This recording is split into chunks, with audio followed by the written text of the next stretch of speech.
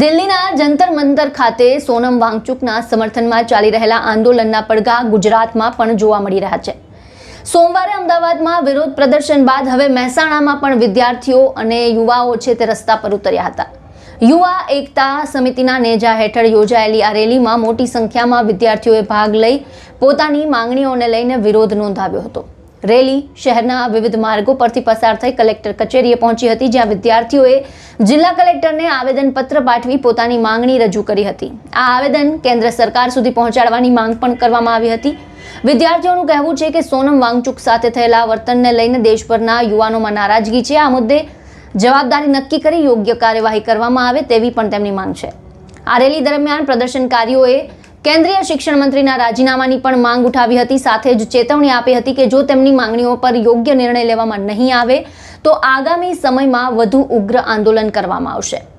વિરોધ પ્રદર્શન દરમિયાન મોટી સંખ્યામાં વિદ્યાર્થીઓ અને યુવાઓ ઉપસ્થિત રહ્યા હતા।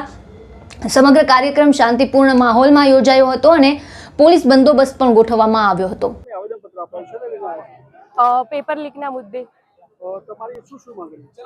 અમારી તો પહેલી માંગ તો એ કે ધર્મેન્દ્ર પ્રધાનથી અગર જો કોઈ પણ જાતનું કામ ના થતું હોય એજ્યુકેશન સિસ્ટમની અંદર, બરાબર, તો એ પહેલા તો રાજીનામું આપે।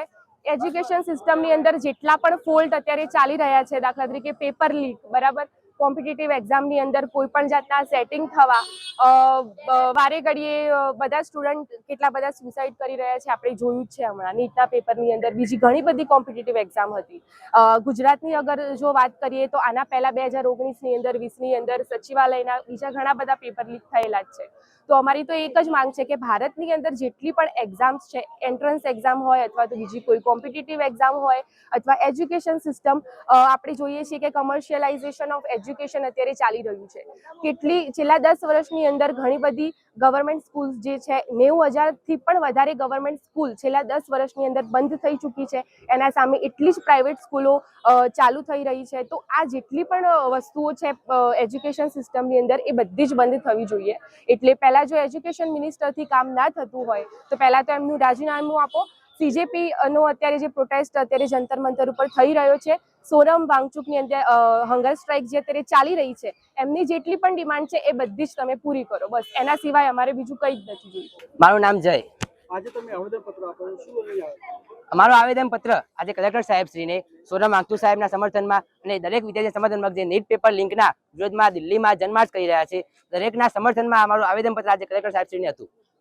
તો તમારી માંગણીઓ શું છે? અમારી માંગણીઓ કે સોનમ વાંગચુક સાહેબને પહેલા તો ડિટેન કરવામાં આવ્યા છે તે મુક્ત કરવામાં આવે, તેમની અનશનને મુક્ત કરવામાં આવે, તેમની માંગણીઓ પૂરી કરવામાં આવે અને આપણા એજ્યુકેશન મિનિસ્ટર ધર્મેન્દ્ર પ્રધાન સાહેબ જે છે, જો તેમના ટેન્યુરમાં પેપર લીક થતા હોય, આ નીટના પેપરના લોકો જે લીક થતા હોય અને લોકો સુસાઇડ કરતા હોય, તેનું જવાબદાર કોણ છે? છેલ્લા 1 મહિનામાં 30 લોકો સુસાઇડ પામ્યા છે, તો તેમના ઘણી જવાબદારી કોણ લેશે? તો આ જવાબદારી માટે અમે સાહેબનું રાજીનામું માંગીએ છીએ અને આ રાજીનામા માટે દિલ્હીમાં, ગાંધીનગરમાં બધી જ અમે જવા માટે તૈયારી છીએ।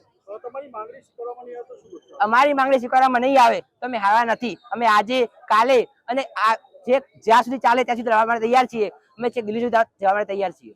હવે જોવાનું એ રહેશે કે વિદ્યાર્થીઓની માંગણીઓ પર સરકાર તરફથી શું પ્રતિક્રિયા આવે છે અને આ વિરોધ આગામી દિવસોમાં કેટલો વ્યાપક બને છે। તો આપનું શું માનવું છે આ સમગ્ર મુદ્દાને લઈને? અમને આપના અભિપ્રાય, આપના મંતવ્ય કમેન્ટ બોક્સમાં જણાવો અને આપને જો અમારો આ વિડીયો પસંદ આવ્યો હોય તો લાઇક અને શેર કરી અમારી ચેનલને સબસ્ક્રાઇબ કરવાનું ભૂલશો નહીં।